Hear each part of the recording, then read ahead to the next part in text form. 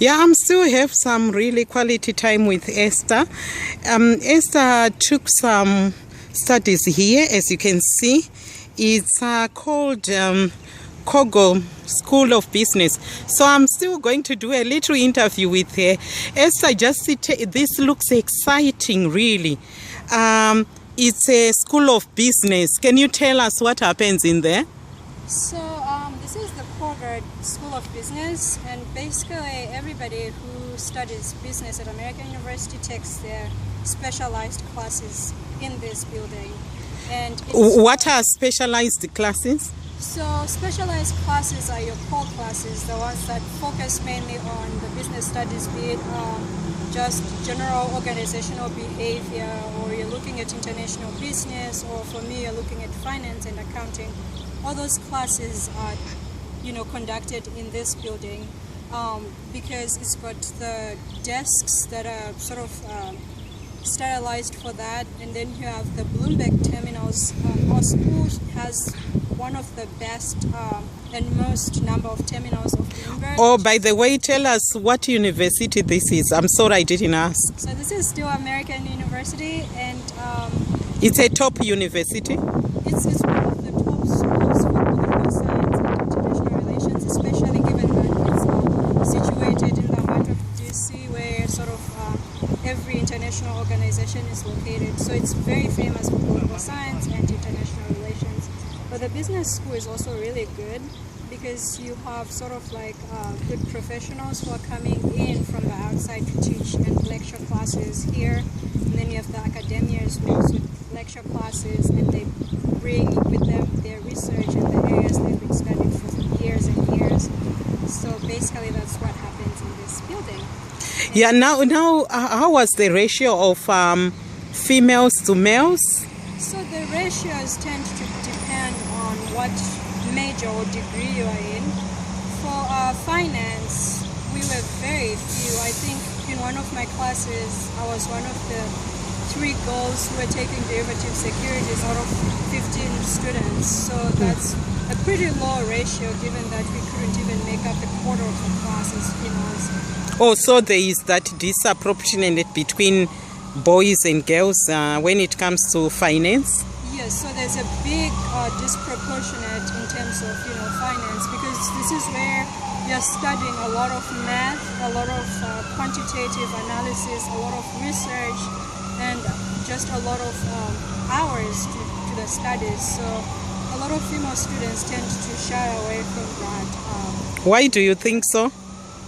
I think basically it's sort of institutionalized at a very young age, where boys are sort of like viewed as the ones who are superior, very smart, and they can do anything.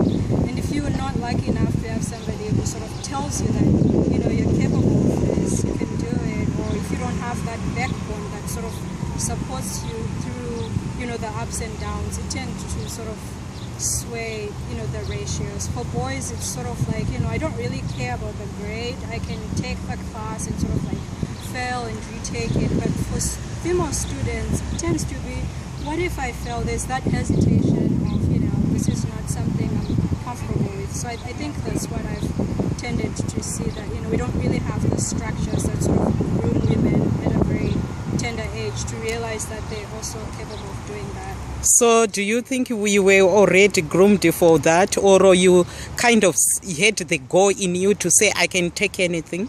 I think it was a combination of both, because if I didn't have Betty and Go Child Network sort of expose me to things that weren't really available to anybody else, then I wouldn't have realized that I was smart enough. I wouldn't have had the confidence to sort of like push myself and actually achieve what was my dream. So I think I was pretty lucky for the fact that from early on I had people who supported me, people who sort of pushed me to realize that anything in this world is achievable. No matter what, I could work my way through it. Yeah, now it's really worrying. There are no female ministers in almost every country that I know, except Nigeria. What do you think can be the solution? Can we have finance simplified so that those who think it's hard and impossible can come in? What do you think can be the long-term solution to making women come? Because finance is very key to all of us. We need finance. We need the monies. We need to know about money. What's your take on that?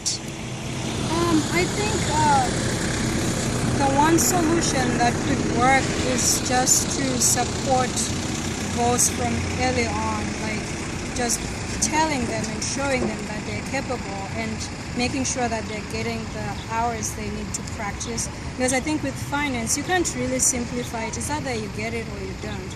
So if we say, we can simplify finance, it becomes a bone of contention because everything is based on theory. And so if it's either you get the numbers or you don't. And I feel like to be able to groom as many women in finance, we sort of need to start from a very young age with, practicing math, making them, realize that math is not as bad. Because I feel like for some girls, they're unfortunate to have maybe parents or sisters who say, oh, don't ever try this. I tried it. It's really hard. And so they never try it. Whereas with boys, whether or not the parents tried it before, they're sort of like pushed, like, oh, you can totally do this. And it just doesn't come from, pushing in the academic arena. It also comes with sports, like, if you're a girl, you're told, oh, you can't play soccer. It's not a girl's sport, it's too physical, so you're not supposed to do that. What you're supposed to do is play with dolls, play house. But I feel like the time has come where, if you have the opportunity and the resources, you need to start focusing on what the child actually likes. And for us women especially, I think it's time for us to sort of like push each other as women and sort of like make them realize that, even their daughters are smart enough, and we all have that responsibility of just identifying who needs help where and how to give that help. And I think if we start mentoring each other and tutoring each other, sort of like sharing resources, especially with the internet, we can all like share resources, share, where the material is being obtained from, then I think that will sort of give an equal footing in terms of studying and pursuing that career. Just to tell other girls what careers are there out there, what opportunities are there in finance and in accounting. So finance and accounting is basically the backbone of any economy, of any company. So once you know that, you sort of have a lot of opportunities. In terms of specializing, you can become an accountant, you can become a financial analyst, you can become a lot of things that you want. You can become What are you going to be yourself? So at this moment, I'm thinking I'll become a chartered accountant, and then after that, I'll get my Chartered Financial Analyst certificate. So these are like exams you take to become certified. So you become a professional in that field. So I have my mind on those two. And then I could become a certified management accountant, which is sort of like a different branch from just chartered accounting. It's sort of specialized. And also with accounting, you can become a tax consultant, which is something that's really huge if you have the tax code that's as stringent as the US. You can become specialized in that too.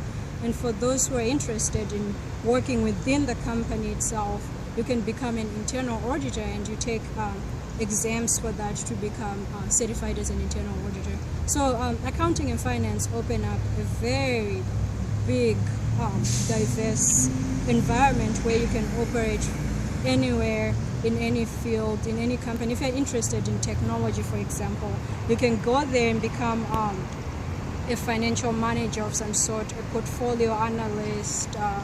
You can become a lot of things. There's so many opportunities, limitless opportunities. So once you get that background, you're really set for life. But what may be difficult for young women out there is to getting such a massive university scholarship. How much did it cost for you to finish your years? So in total, this university cost about 60,000 a year. Yes. So for 4 years, that's 120 times 2. That's roughly, I'll just round it up to 350,000 a year, and that's a lot of money, and that's including like boarding, because the 60,000 is just tuition, so you need to also factor in books, living expenses, and that costs a lot of money too.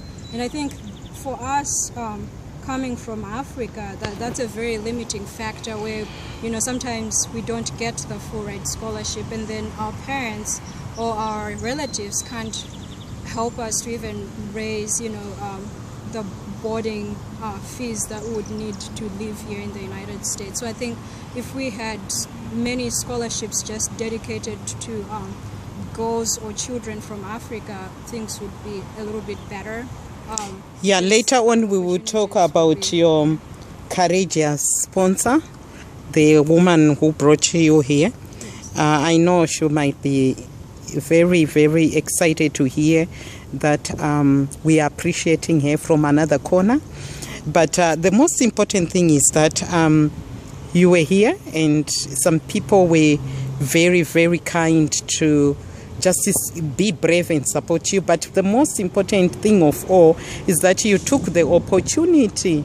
So on that note, let's take a little break, because you are sweating already, and we will just take a moment in your faculty.